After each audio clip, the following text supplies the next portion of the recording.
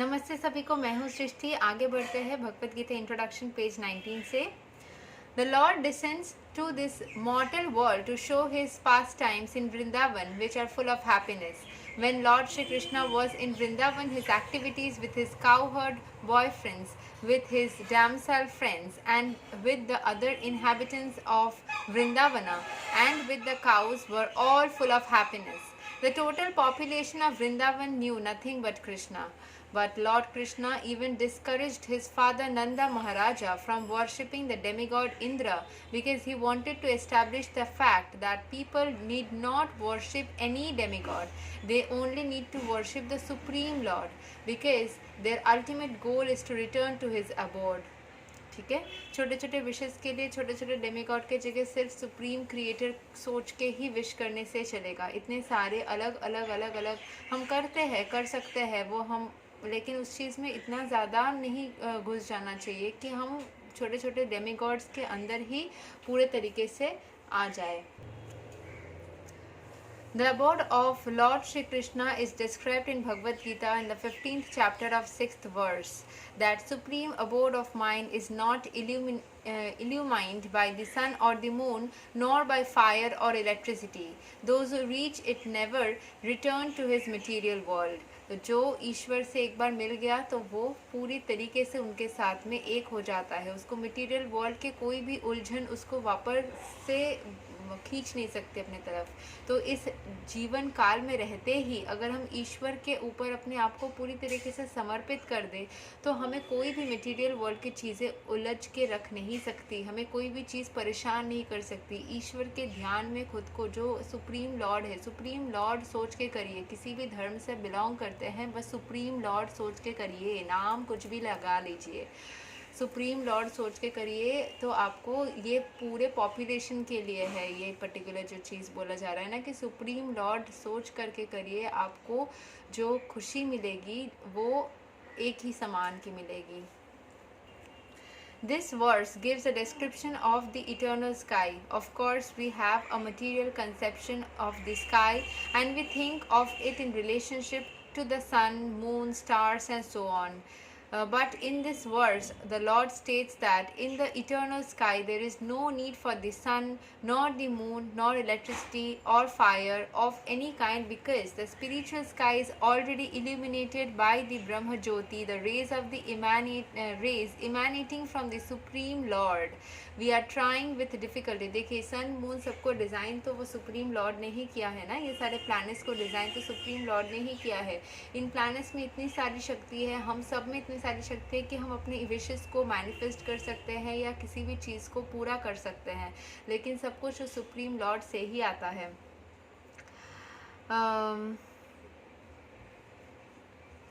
We are trying with difficulty to reach other planets, but it is not difficult to understand the abode of the Supreme Lord. The abode is referred to as Goloka. In the Brahma Samhita, it is beautifully described, Goloka eva nivaste akhilatma bhuta. The Lord resides eternally in his abode Goloka, yet he can be approached from this world, and to the end or the Lord comes to manifest his real form, Satchid Ananda Vigraha. When he manifests this form, there is no need for our imagining what he looks like. To discourage such imaginative speculation, he descends and exhibits himself as he is, as Shyamasundara.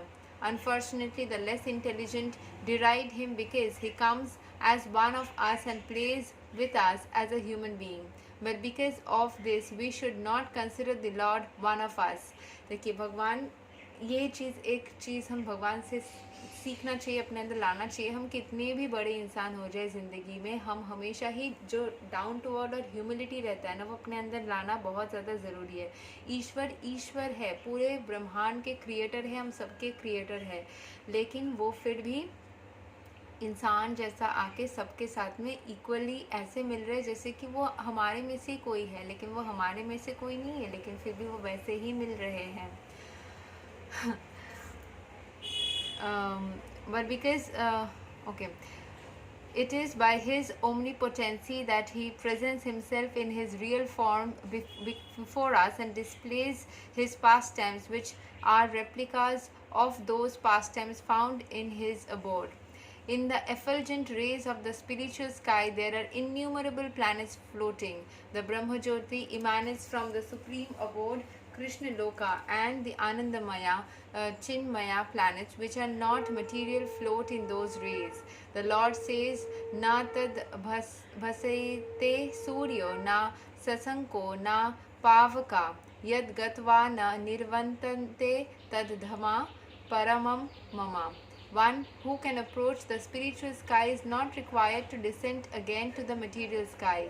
In the material sky, even if we approach the highest planet, the Brahmaloka, what to speak of the moon, we will find the same conditions of life, namely birth, death, disease, and old age. No planet in the material universe is free from these four principles of material existence. तो कोई भी planet में चले जाए, अगर उस planet में life भी आ जाती है, उसमें भी सेम ही चीज़ें रहेंगी, बर्थ डेथ ये सब चीज़ें चलती रहेगी.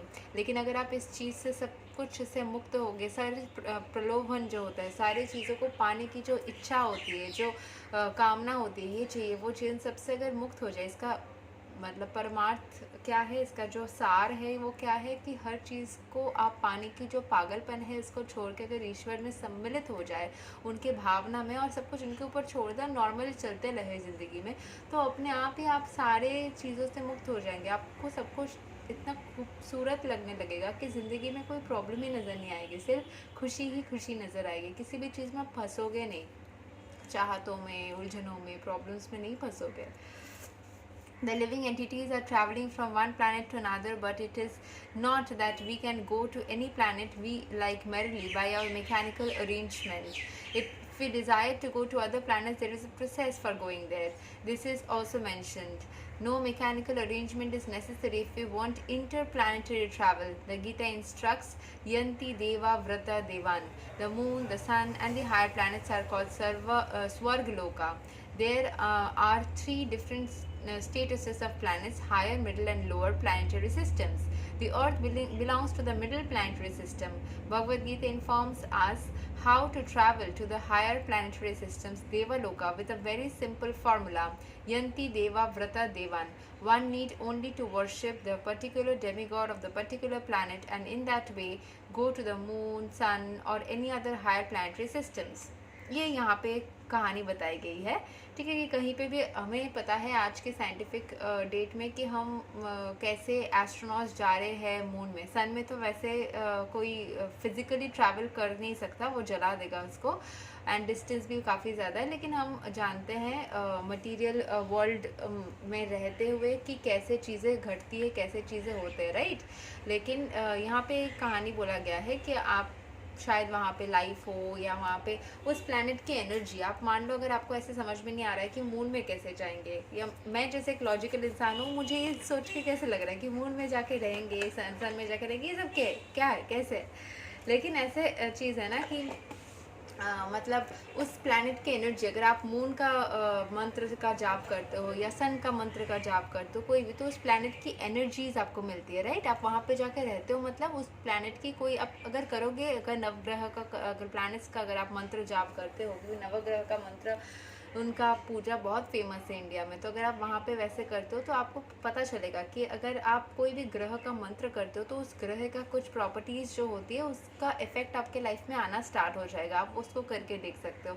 Just for experimenting you can do. कि आपको मान लीजिए बहुत ज़्यादा लग्जरीज चाहिए लाइफ में, तो आप शुक्र ग्रह का मंत्र करके देखिए. आपको बहुत ज़्यादा फेम चाहिए लाइफ में, तो आप सूर्य ग्रह का मंत्र करके देखिए. आपको शांति चाहिए मन में और थोड़ा सौम्य भाव चाहिए, तो आप मून यानी कि चंद्र ग्रह का, ऐसे आप एक एक ग्रह का प्रॉपर्टीज़, मतलब उस ग्रह में ट्रैवल करना, मतलब उस ग्रह का एनर्जी को अब्जॉर्ब करने के लिए उसका आप चैंटिंग कर सकते हैं, मंत्र कर सकते हैं.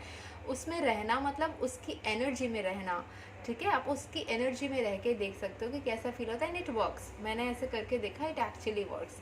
आप उस ग्रह की एनर्जी से एनर्जाइज्ड फील करोगे.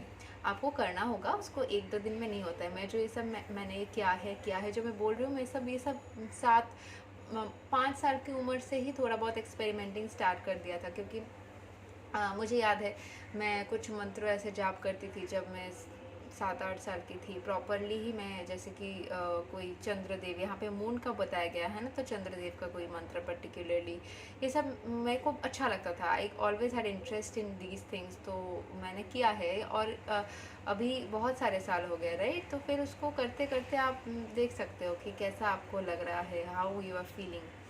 ठीक है, तो yet Bhagavad Gita does not advise us to go to any of the planets in the material world, because even if we go to Brahmaloka, the highest planet, through some sort of mechanical contrivance, or by maybe traveling for 40,000 years, and who would live that long, we would still find the material inconveniences of birth, death, disease and old age. मतलब ब्रह्मलोका मतलब highest planet जो बोला जा रहा है, जो highest, अगर आप उसको मतलब इमेजिन भी करना चाहो, एक कोई इमेजिनरी एक कोई स्टेट है, ठीक है? फिजिकली ब्रह्मलोक किधर है, कहाँ है, किस तरीके से है, वो आपको पहले ढूंढना होगा। वहाँ पे जाने के लिए 40,000 ईयर्स लग जाएंगे, तो that is not possible materially, right? मतलब मटीरियल वर्ल्ड में आप किसी इसके साथ में नहीं जा सकते। कोई भी प्लैनेट में सोचिए ना, मून के अलावा, मार्स के अलावा, ऐसे किसी भी प्लैनेट में जाना ऐसा होता है कभी? जुपिटर में मतलब सैटेलाइट्स कैन गो, ह्यूमंस जाके वहाँ पे बसना, ये सब होता है क्या? But one who wants to approach the supreme planet Krishna Loka or any other planet with the spiritual sky will not meet with these material inconveniences. Amongst all, मतलब जो ईश्वर की स्थिति होती है, मतलब इसके सार को समझो, हाँ, जिस कृष्ण नाम से या किसी एक पर्टिकुलर नाम से, उसमें इसकी इनर मीनिंग को समझो। जैसे लिखा है ना, उसके अंदर भी कुछ मीनिंग छुपा हुआ है कि जो ईश्वर की भावना होती है, उसमें जो आप, जैसे आप अगर कोई है एरोप्लेन से कहीं पे जा रहे हो ना, जब ऊपर चढ़ते हो तो कैसी लगती है, बहुत एक अलग सा महसूस होता है ना, अगर प्लेन से कहीं गए हो, या फिर कोई भी एयर, जैसे हेलीकॉप्टर हो गया, प्लेन हो गया, या फिर जो भी एयर बलून्स हो गए, अगर आप, या फिर बंजी जंपिंग कोई करता है, तो एक डिफरेंट सा फीलिंग होता है ना, जैसे पैराशूट में करना हो गया, ये सब अगर कोई भी करता है, मैंने सारा तो नहीं किया है, बट हाँ, एरोप्लेन में जब वो ऊपर चढ़ता है, वो एक्सपीरियंस किया था, तो उसमें अलग ही आपको कुछ फील होता है कि कुछ ऊपर जा रहे हैं। तो उतने में ही अगर ऐसा रहे या ऐसा लगे, उसके जगह अगर आप ईश्वर की, परमात्मा की भावना में चले जाओगे ना, संस्कृत भाषा व्यवहार कर रही हो, बट सुप्रीम ऑलमाइटी के भावना में चले जाओगे, जो क्रिएटर है ना, तो उसमें अगर खुद को अगर आप पूरा समर्पित कर दोगे, it will be a very different kind of a feeling. ऐसा लगेगा आप उड़ रहे हो, इतना शांत लगेगा मन, मतलब आपको लगेगा जैसे कि आप बहुत ज़्यादा खुशी वाले स्टेट में हो, बहुत ज़्यादा सुकून है ज़िंदगी में। जैसे ऊपर चढ़ते, हाई वाइब्रेशनल स्टेट, जो लॉ ऑफ अट्रैक्शन भी बोला जाता है ना, कि हाई वाइब्रेशनल स्टेट में जाओ, तो वो ईश्वर की भावना से जो हमेशा खुश रहता है, उसके भावना में रहने से आप हमेशा हाई वाइब्रेशनल स्टेट में रहोगे, हमेशा लगोगे कि उड़ रहे हो, हाई फ्लायर्स जैसे हो, ठीक है? तो उसमें बहुत मज़ा आएगा। Amongst all the planets in the spiritual sky, there is one supreme planet called Goloka Vrindavana, the original planet in the abode of the original personality of Godhead Shri Krishna. All of this information is given in Bhagavad Gita, and we are given through its instruction, information how to live the material world and begin a truly blissful life in the spiritual sky. तो यहाँ पे यही बोला जा रहा है कि material चीज़ों की उलझन से चले जाओ। वृंदावन का एग्जाम्पल या गोलोक का एग्जाम्पल क्यों दिया जा रहा है? क्योंकि वहाँ पे खुशी ही खुशी थी। वहाँ पे कैसे लोग रहते थे, सब एकदम मग्न रहते थे, जैसे मतलब एक दूसरे को देख के हमेशा कृष्ण भगवान के भावना में कितना खुश रहते थे। तो वैसे ही ईश्वर के भावना में अगर आप रहोगे तो हमेशा खुश रहोगे, हमेशा हैप्पी रहोगे, ठीक है? ये सार को समझो, पूरे लाइन बाय लाइन मत जाओ कि हाँ कृष्ण भगवान, गोलक कहाँ मिलेगा, ये वो, ऐसे मत समझो। ईश्वर के भावना में खुशी मिलती है, तो ईश्वर के भावना में रहोगे तो हमेशा खुशी महसूस करोगे, हमेशा रहेगा। जैसे कि ऐसे बोला गया ना कि मटेरियल वर्ल्ड को आप छोड़ दे रहे हो, मटेरियल वर्ल्ड के उलझनों से मुक्त हो जाओगे, एंड स्पिरिचुअलिटी में आपको ठंडक सी मिलेगी, आराम सी मिलेगी। कोई भी कुछ भी खराब भी आपको बोल देगा ना, आपको फ़र्क नहीं पड़ेगा, ये चीज़ आ जाएगी आपके अंदर। In the 15th chapter of the Bhagavad Gita, the real picture of the material world is given. It is said that Urdhva Mulam Adha Sakham Asvatham Prahur Avyam Chandamsi Yasya Paranani Yasatam Veda Sa Vedavit. Here the material world is described as tree whose roots are upwards and branches are below. अगर tree का reflection देखोगे ना पानी में, अगर tree के सामने एक रिवर है तो वैसे दिखेगा, जैसे कि लीव्स नीचे हैं एंड रूट ऊपर है।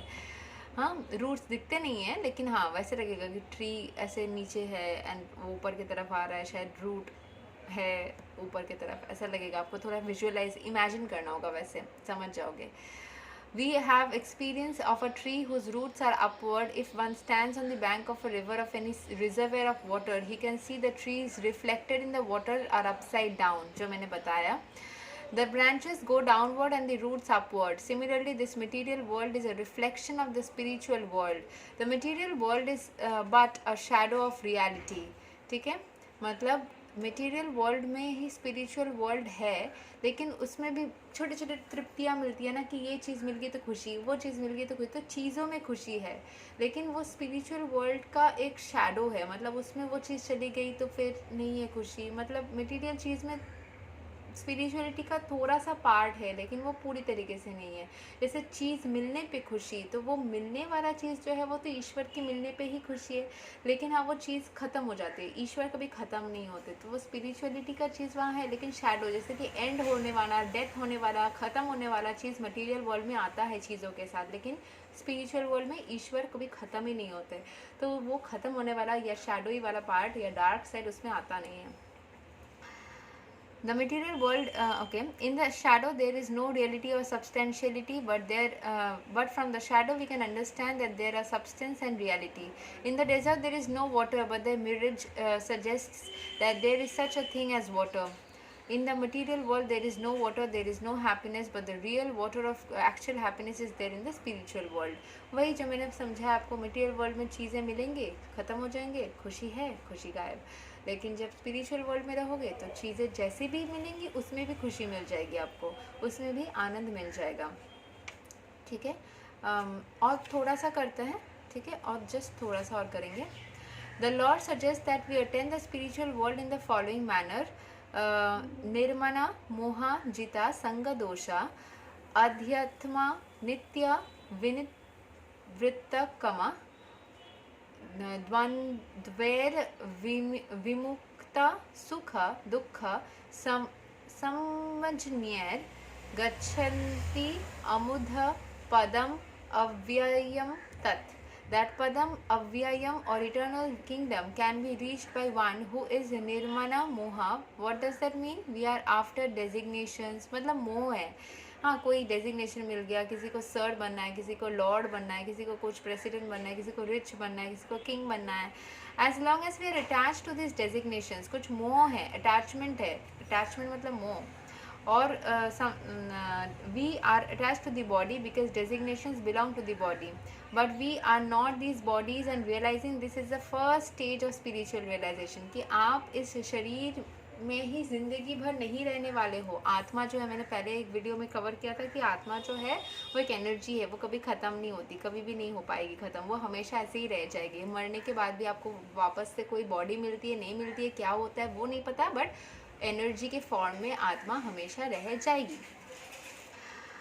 We are associated with the three modes of material nature, but we must become detached through devotional service to the Lord. तो हमें ईश्वर के प्रति समर्पण के साथ साथ इन सारे चीज़ों से, उलझनों से डिटैच हो जाना है।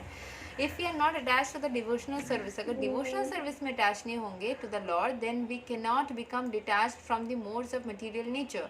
Designations and attachments are due to our lust and desire, or wanting to lord it over the material nature. तो material nature में क्या रहता है ना कि हमारा ये चाहिए, वो चाहिए, उस चीज़ से समस्या होती है। As long as we do not give up this propensity of lording it over material nature, मतलब खुद को बॉस बनना है, खुद को कुछ बनना है, ये जब तक हम नहीं त्याग देंगे, सबको होता है। मुझे भी बचपन से क्या था पता है कि मुझे पता था कि सबसे पॉपुलर भगवान है इस पूरी दुनिया में, तो मुझे ना भगवान जैसा पॉपुलर बनना था जब मैं छोटी थी। लेकिन फिर बाद में समझ में आया, हाँ वो चीज़ हमेशा रहती है कि कुछ ज़िंदगी में कुछ बनना है, कुछ करना है, वो होना भी चाहिए, लेकिन उस चीज़ के ऊपर इतना उलझना नहीं चाहिए कि एकदम पागल ही हो जाए कोई चीज़ के पीछे, कि एकदम से मतलब नहीं मिलने पे खुद को ही तबाह कर दे, वैसा नहीं होना चाहिए। ऑब्वियसली कुछ जोश तो रहना चाहिए, लेकिन हाँ उस चीज़ के ऊपर lording over, like I am the boss, मैं ही कुछ हूँ, मैं बहुत हूँ, ऐसा करने से ना हम फिर दूसरे को डिसरेस्पेक्ट करने लग जाते हैं, अहंकार आ जाती है, अगर कुछ मिल भी गया ह्यूमिलिटी चली जाती है, वो चीज़ करना गलत है, वो चीज़ नहीं आनी चाहिए। As long as we do not give up this propensity of lording it over the material nature, there is no possibility of returning to the kingdom of the Supreme, the Sanatana Dhamma. This eternal kingdom, which is never destroyed, can be approached by one who is not bewildered by the attractions of false material enjoyments, who is situated in the service of the Supreme Lord. One so situated can easily approach that supreme abode. Elsewhere in the Gita it stated, Avvaktyo swara itis uktas tama ahu paramam gatim yam prapta na nirvantante tad dhama paramam mama. ठीक है, इसको explanation तक आज करेंगे. Avyakta means unmanifested. Not even all of the material world is manifested before us. Our senses are so imperfect that we cannot even see all of the stars within the material universe. In the Vedic literature, we can receive much information about all the planets, and we can believe it or not believe it. All of the important planets are described in the Vedic literatures, especially Srimad Bhagavatam, and the spiritual world, which is beyond this material sky, is described as Avvaktya ya unmanifested. One should desire and hanker after the supreme kingdom, for when one attends that kingdom, he does not have to return to the material world.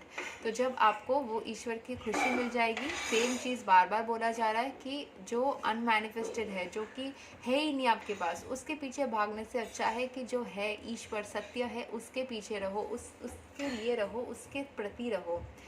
जो supreme creator है उसके प्रति समर्पण कर दो खुद को. जो आपके पास है ही नहीं, unmanifested, something which you don't have. Manifested मतलब जो है आपकी ज़िंदगी में सच, जो नहीं है उसके पीछे आप भागने से, उसको पाने की इच्छा रखने से आपको कष्ट ही मिलेगा. तो उस कष्ट से मुक्ति का उपाय यही है, जो सत्य है, जो क्रिएटर है, जो सब कुछ दिख रहा है, सन मून ये सब कुछ किसी न किसी ने क्रिएट किया है. तो ये सारे एनर्जीज जो दिख रहे हैं उसके क्रिएटर के प्रति खुद को समर्पण कर दो, समर्पित कर दो. हरे कृष्णा. धन्यवाद.